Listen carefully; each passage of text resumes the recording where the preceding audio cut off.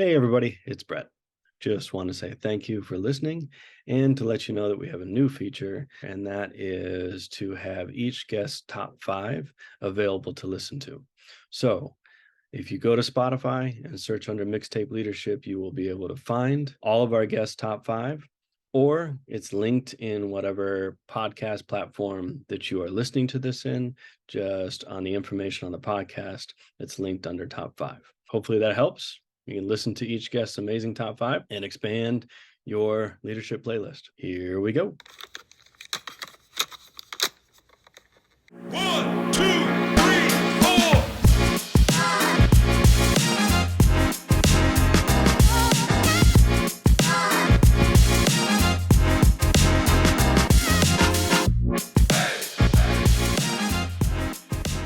All right. Well, welcome back, everybody. My name is Brett Stringer, your host for Mixtape Leadership. We have another awesome episode today. I'd like to introduce a good friend of mine. I was trying to think of some words, some adjectives, some words to describe him. Innovator, visionary, hyperactive. All of these things come to mind when I think of our guest today. He's a great friend. Has done some really cool stuff around the country in figuring out ways to both engage students and engage staff in creative ways. And his, like I said, his energy is just infectious. So just want to welcome a good friend and colleague, Sean Kavanaugh. Welcome to the show, man. My man, Brett, man. It's so good to see you, man. It's good to hear your voice. So proud of you, man. We got to talk a little bit before this, but man, I want to say it publicly. Dude, I am so proud of you for just taking a leap and doing something like this, man. It's just awesome. And to hear some people that you've already interviewed before me, I'm honored. So thank you, brother. I appreciate it. And I'm honored to be a good friend of yours. Thanks. Obviously, the feeling is mutual. So I'm a little disappointed though, because you keep on talking about like you can use whatever words you want, and then the adjectives come about, and like I don't hear any like. I mean, you're kind of kind with the adjectives, man. I mean, let's get a little crazy, Brett. All right. Maybe at the end of it, I'll come up with something else. All right. So for those that don't know you, just to hear a quick bio of you personally, professionally, anything that you'd like to share with us. Yeah. So I grew up in South Florida, a really poor neighborhood in West Palm Beach called Belvedere Homes.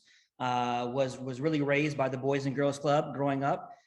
Went to a private school, was kicked out for just not fitting their vibe there. Too many fights, too many cussing out the nuns. So so I got kicked out. It was probably the best thing that happened to me. Moved on to public schools when I was in middle school, and then went on to go to a really rough high school, really rough middle school, but it was like the best experience ever for me to understand like what the world was about. But I started teaching back in 1995 in West Palm Beach, Florida, moved out to Colorado in 2004 after my dad died of cancer. That's where I met you, started my leadership journey there, met some amazing people, and spent really the last 18 years, with the exception of 2 years I spent in South Dallas in Pleasant Grove and Oak Cliff. Spent all those years in Denver. So it's been an incredible journey in education. Outside of education, I've been in multiple industries, which I think we'll get into, but a little bit about me. Anything about the family? My wife is amazing. Her name is Summer. I met her in high school. We started dating in 1990. We've been together ever since. So she's my one and my everything. Her name is Summer. She's a third grade teacher. I have an amazing daughter. Right now, she's 23. She's going through her last semester of clinicals to be a surgical tech, after figuring college wasn't really for her. So I'm so proud of her for that. And then my son, he's a junior in college. He plays college lacrosse. So I just got a chance to see him play on Saturday. So just an amazing family. And one that I was not always the great dad and the great husband for. But now I'm starting to realize, there's a lot more to life than your profession. Yes. Oh, I'm so glad you said that. Yeah. It's funny though, if I would have, I recognize that. I recognize that, like, not regret, but just like how we get preoccupied with like the grind and the next step and what have you. And being a dad or being a parent is something that whether it's our age or whatever, we've maybe you and I have gone through similar changes, and we're just been like, it's important to be a dad in this moment. I will say, you've always been outwardly extremely proud of your kids. So when I've heard you talk about your kids, whether it's students, but also your kids and everything that they're doing, you've always been extremely proud of them. So something I've admired. So what this is, it's ever evolving. I don't know what it is exactly. I do know that much like you, and in many ways, you've inspired me to look at things differently, to look at things, whether it's strategic planning, whether it's how you prepare to welcome students back, however you prepare in our jobs to just inspire and be purposeful. I've watched you be extremely creative in that process. And so that's kind of where this is coming from, in the sense of like, mixtape leadership is essentially that. It's taking an approach that involves multiple voices, a variety of styles, celebration of culture, all of those things that we would do when we build a mixtape, I believe has the same thing to do with strategic planning and leadership. And so that's kind of where this started. I started with a song every year when I was teaching, moved into leadership, and it became a playlist. And then in talking to other leaders around the country in and out of education, music is pretty central in a lot of people's experience. And so I just thought, cool, let's start talking to people, and like, let's document it and see what we start building. So that's it. That's really the impetus of this. Sent you a couple of norms, first and foremost, just a huge amount of gratitude in sharing your story. It's very personal. Our music is personal. Our leadership stories, our personal stories are just, it's at the root of who we are. And so I appreciate you sharing as much as you want and don't want to share with us today. The second norm is nothing's off limits. And the third is that I have no doubt that I'm going to learn something from you today, whether it's a group, it's a song, or I'm going to hear something differently. I have no doubt that I'm going to learn something. And so that's a part of my process too. Something new today for our listeners. I always have the same 5 questions and then some sort of surprise question for our guests. I have asked Sean to come up with a question for me today. I don't know what it is. I purposely said I don't want to prepare for it, so he's going to catch me off guard. I'm not really sure what it is, but that's something new that we're going to try today. And I look forward to being the interviewee at the end. So, any questions, Sean? No, let's do it. First question is, what song, artist, group do you most associate with your childhood? And what is the strongest memory that you have of that artist or song or group?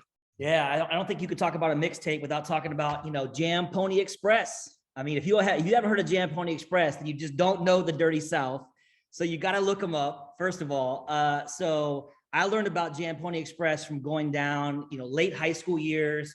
I was really into rap, really into hip hop. And this is when, like, if you're down south, everything is 2 Live Crew, right? It's Half Pint, it's MC Shy D, it's everything from the south, right?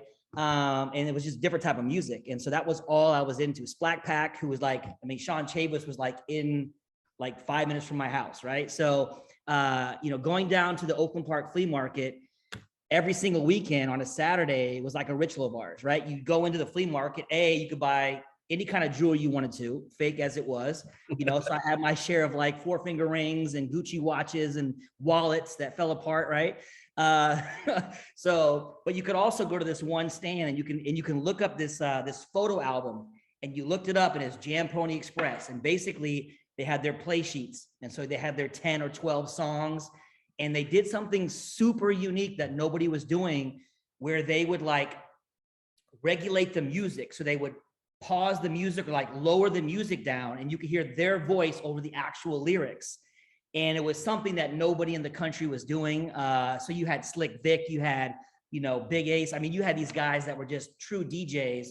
And so I remember going down there every weekend and just wanting to get that next Jam Pony Express mixtape, right? but it was also the Kangos and the Troop shoes, which we need to bring back, by the way, Brett Stringer. If you haven't heard of Troop, bring back Troop. I'm just telling you right now, it was hot before Adidas was hot. But yeah, Jam Pony Express, man, going down there every weekend. It was just it was a true memory of mine. And that was it, man. So I love that. I love that. Of all of that you just threw out, Two Live Crew, I think, was the only one where I could say, oh yeah, I remember that. And then the offshoot of that, do you the parody group, do you remember the parody group's name? No, who's the parody group? Two Live Jews. No, I never heard of that. What? Yeah. And so I remember driving in Denver with my mom.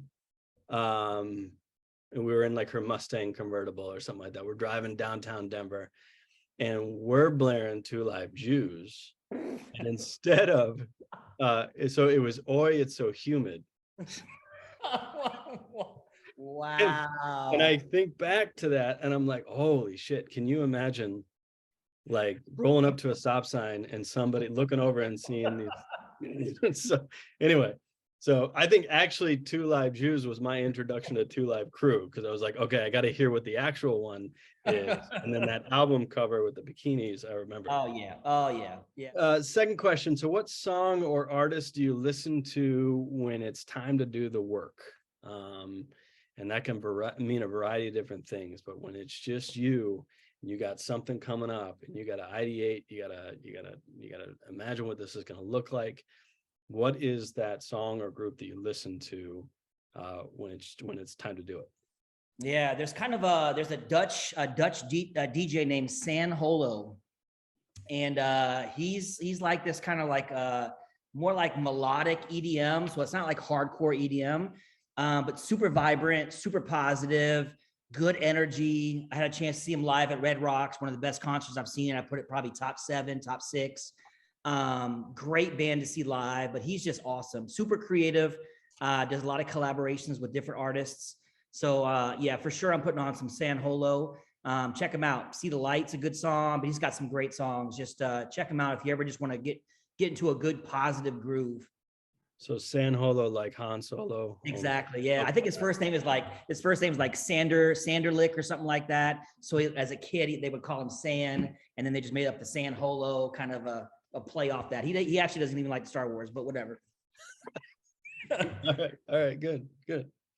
So what song or artist best embodies your values? And I know, and I say that a lot of the people that I've been interviewing, there's the through line of like social justice, there's the through line of equity, there's the through line of just being passionate about the underserved, and giving voice to the voiceless. And so I'm just curious, if you have a song or an artist that best embodies those values? Yeah, that was a tough one. At first, I was really like trying to read this one as like the ebbs and flows of like of just the human emotion, right? So I was thinking of everything from Juice WRLD, like when my mental health is in a bad place, to, like I said, San Holo or Quinn 92 if I want to really get on a high. But when you talk about values, man, I think one I think you're gonna recognize. One I'm gonna hit you with here. Here we go. Which one you want first? The one you're gonna recognize or not? One I'm gonna recognize, and then I'll so I'm gonna hit you with Rick Ross. Okay. I got you, Rick Ross. All right.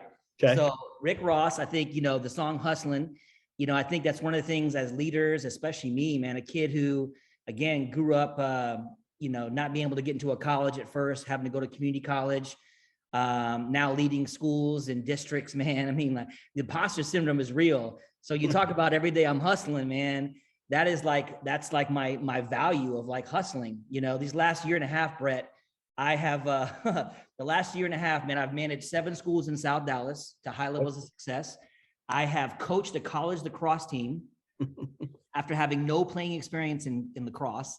And I'm now managing a restaurant that does over $1 million in sales. So when you talk about like just being a hustler and just the self-confidence you have to have, I think Rick Ross is, yeah, I'm gonna go with my guy, Rick Ross. Who the fuck you think you fucking with? I'm the fucking boss. Yeah, I'm going with Rick Ross. All right, so Okay, good. All right, got that one. I recognize that one. all right, you Now, recognize that one. All right, from the obscurity. all right. Sigur Rós, Okay. Sigur Ros, or Jonesy, who's the lead singer from Iceland. Might not have heard of him. I'm actually offended that you don't think I know them. I've been at the early 2000s, early Oh 2000s. wow! I'm Yeah. sorry, then. Yeah, they were well, they had their first album, and then they were on a soundtrack, Vanilla Sky. And Yes. from there, it went from there, yeah, I'm sorry. I'm interrupting now, but Sigur Rós. No, you're Oh, good. yep. I mean, just the creative brilliance of, I mean, they created their own language. I mean, their songs. I mean, they've got, when Jonesy did his own solo album, I mean, his stuff was so different than Sigur Rós because it was upbeat. It was just exciting. He has a song called, Grow Till Tall or Go Do. Both of those really hit my values in terms of just like, play the drums as loud as you can, man. It doesn't really matter. Play them so everybody can hear them. And that really just kind of comes down to my values of just that level of, you have to have a level of self-confidence in what you do when you walk into a room or, the places that we've worked in. So yeah, man, I see Rick Ross and Sigur Rós. How you like that Ross, buddy? There we Come go, on. Ross Square. I love that, and I love the Rick Ross piece, but I love the Sigur Rós because it's like you said, they took what was given to them and they created something new, right? I think about the way that they play, electric guitar with a violin bow. Violin bow, yeah. Right? Sometimes it sounds like whales or whale sounds, and sometimes it gets really loud and you're like, I don't know what this is, but it's fucking beautiful. And so that's all you know, is that like, this is something new and beautiful. They got into like some filmmaking type stuff, and I would think it would start with a video for one of their songs, but they did the same thing. They created kind of a new type of animation that went along with it. So and I love that. And yes, I would say exactly that. You are a person that has taken what's been given to you and said, all right, let's do something different.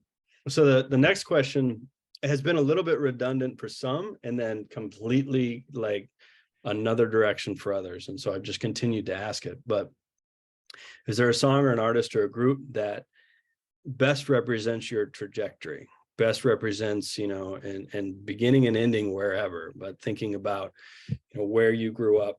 Like you mentioned it a couple of times, in the sense of where you grew up, couldn't get into college, went throughout a community college, got into college, became a teacher, became a school leader, became all these things. Is there a song or a group or artist that represents that trajectory? Yeah, I think two. I think one is Lil Wayne, right? The song "Can't Be Broken," right? You cannot break what can't be broken. I think you and I have had similar experiences in our professional career, Brett Stringer. We have a lot in common, my brother. Yep. So you know exactly what I'm talking about in terms of people and systems and situations that could have easily broken us as professionals, as human beings, as men, man on man. So I think, Lil Wayne, that song really hits hard every time I hear it. I love that one. And another one is called Light by Sleeping at Last. If you've ever heard of that band, super dope band. And then he just talks about, I promise I'll be better. And I go back to, you used the word regret. I do regret it, man. I regret my 7 years as a principal in Denver and how much of a shitty husband and shitty father I was, man. And I regret it, man. I regret trying to be the best principal at what cost and at what sacrifice. And, vowing to myself, never to put myself in that situation again. There were some dark times, man, where I found myself in hospitals being sick, found myself, having hard conversations with my wife and my kids about decisions I was making professionally because of aspirations, man. And it's just a place I'll never be again, man. Whether it's wisdom, whether it's old age, whether it's, whatever you want to call it, man. It's just, I promised my wife I'll be better. I'll be better. My kids, I'll be better. God, yeah, there's so many overlaps to things that we've experienced. And it's things that break people, and I won't say did break me. And what do you do with it? So yeah, a year ago, I would not have even embarked on on a discussion like this. Like, hey, let's record you talking to other people around and then put it on the internet. Like Right. that's no fucking way I would have done that a year ago. Nope. Not a chance. So that ebb and that flow. So, all right. So I'm really curious about this. So the last prepared question that I have is your top five. And I think it's the top five for right now, but you could tell me otherwise. And just again, a little background on this, like making a mixtape, there is strategy and there is purpose. I joked with one of the other people I was interviewing, it's like that 6th grade year when you make your mixtape for the girl you love, right? And so you're just putting hit after hit on there. And you're stressing about it. But that was the purpose. The purpose was, I'm going to hand this mixtape to you. You're going to go home and you're just going to fall for me. Right. And so that was one example, but like, I did the same thing as a leader. I did the same thing in creating like, what's this year's mixtape that can get me through the year, but also aligns with what our goals are for the school. And so that's where this question is from. So thinking about now or another time, but I'm curious, what are your top five? So this cannot be my top 5 songs of all time. Let's make sure I'm super clear about that. I have a list. Nope, it can't be that. No. Not that. I would never ask anybody to do that. Not that. But if I have to just pick like, and again, I think of it as like, it's hard for me because it's all situational, right? I mean, again, like if where's my mental state? Like if I'm with my wife on a date, we're putting on some Keith Sweat, some Make It Last Forever. I mean, come on, I'll Be Sure. I mean, what are we doing here? So if I'm just gonna, what? Keith Sweat. Wow. Okay. Come on. All right. So if I'm going 5 songs, if I just got to bring 5 songs, just one after the other, and just bring in, like for me, yeah. Again, it depends on situational, but here we go. First song I'm playing is by JID and Denzel Curry. It's called Bruuuh. Okay. I'm playing that right off the bat. Okay. Then I'm going to go a little bit Pop Smoke. I'm going to go Invincible. I'm going to come down south a little bit to Tennessee. I'm going to go, Back in Blood by Pooh, Shiesty. And then I'm going to mix it up a little bit. I'm going to hit you with some 21 Pilots with a song called Anathema. And then I'm going to finish off with Mouthful of Diamonds by Phantagram. That's my 5 right now. I don't know 1, 2, or 3. Okay. And maybe I do, and I just don't. Maybe I'll play it and I'll figure it out and whatever. Why are those the top 5 right now in this moment? And thank you for not giving me the top 5 of date night. Like I appreciate Summer. If you're listening, I am very appreciative of your husband of not giving me that. But what are those 5? Why those 5 right now? All right, here we go. So I think JID is in my top 5 lyricists of all time. I think, Lil Wayne, Biggie. I mean, you could put Eminem in there, you put NF in there, maybe some Logic. But to me, JID right now is just, he's up there. J. Cole's up there. But JID is special. And I think that song, that collaboration with Denzel Curry coming from, Fort Lauderdale, the area kind of where I grew up. It's just a song that just resonates in terms of how just wildly up and down the song goes, and the lyrics are just spectacular. So it's called Bruuuh, B-R-U-U, like U-H, I think it's like 3 U's. Pop Smoke, I mean, he's one of those cats that came on, put out a Smoke album, and then literally he was killed. But it was grimy. It was almost like Onyx. It was almost like DMX. It was a little bit of heavy Rick Ross, but his stuff was just, it was so like amazing to like just bob your head to and like get into. So Pop Smoke's album was fantastic. Invincible, probably one of my favorite songs on the album.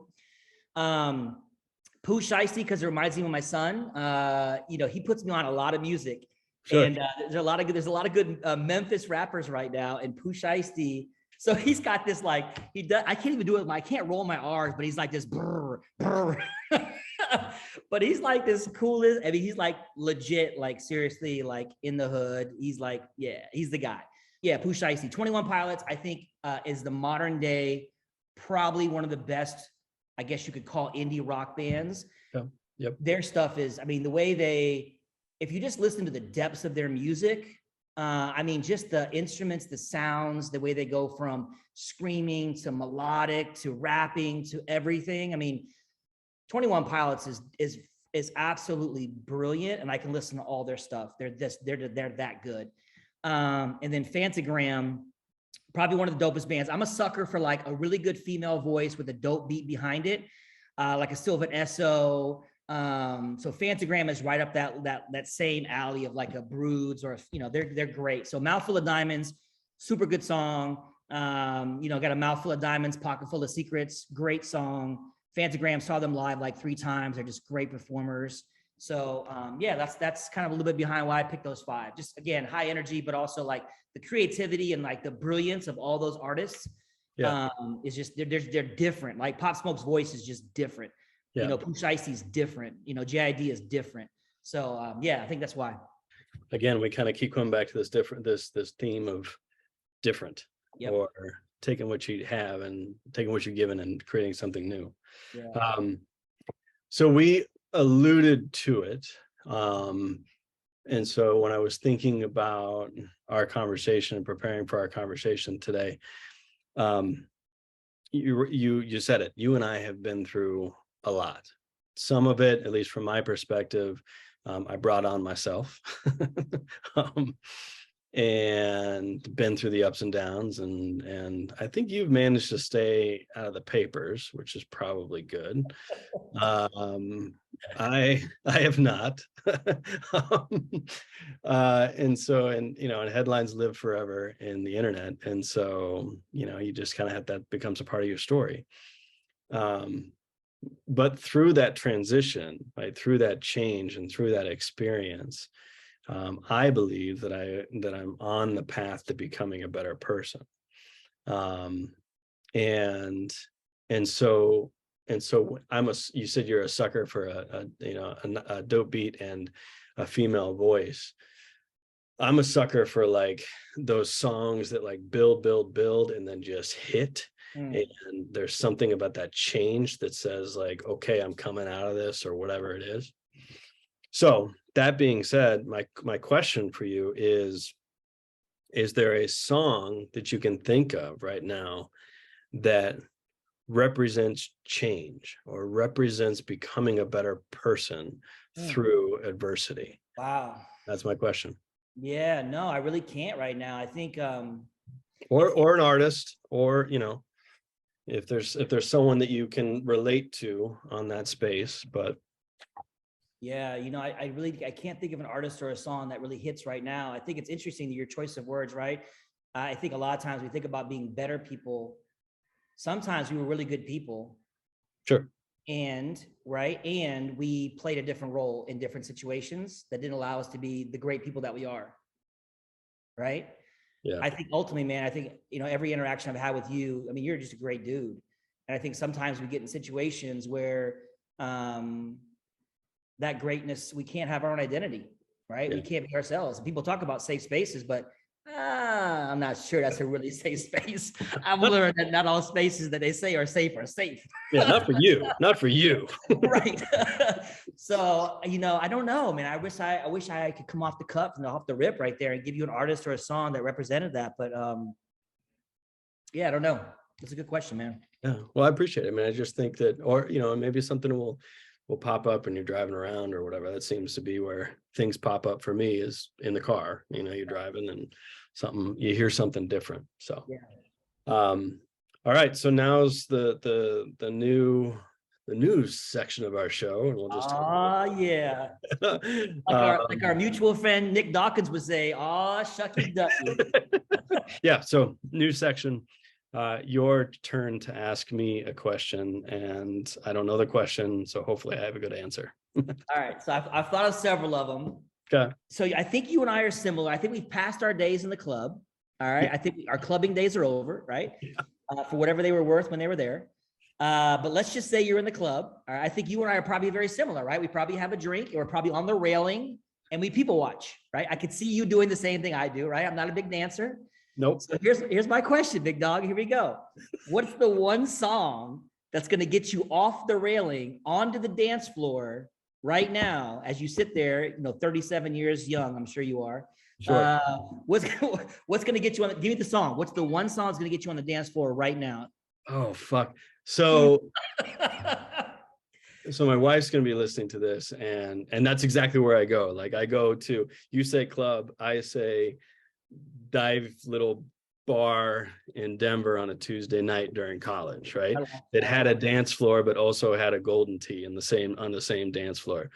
But that's where, but a year before Mandy and I started dating, like that was the thing. So, okay, I got two answers. All right, I'll accept two. Let's go. Okay, the first one is anything Digital Underground. Good call. Good call. Yeah. So anything Digital Underground. Oh, It won't be good dancing. right. It won't be necessarily on rhythm, but it'll be there. The second one is, so when I was a kid, in high school or someone said, you look like Kevin Bacon. And I took that and I was like, oh, okay, cool, whatever. And then somewhere along the way, I perfected the Footloose dance. Like I only had one dance, but I could do the Footloose dance. So if a bar played Footloose, I was on. You're in. All right. And that was it. Like I could, you're exactly what you said. I'm up on the railing. I'm people watching. I'm not doing shit. Footloose comes on. You come do your thing. Footloose ends. You're back at the bar. Not another drink and on the railing. Yeah, you're done. There it is. So, Footloose and Digital Underground. Yeah, I think that's it. MC Blowfish. Like if something like that would come on.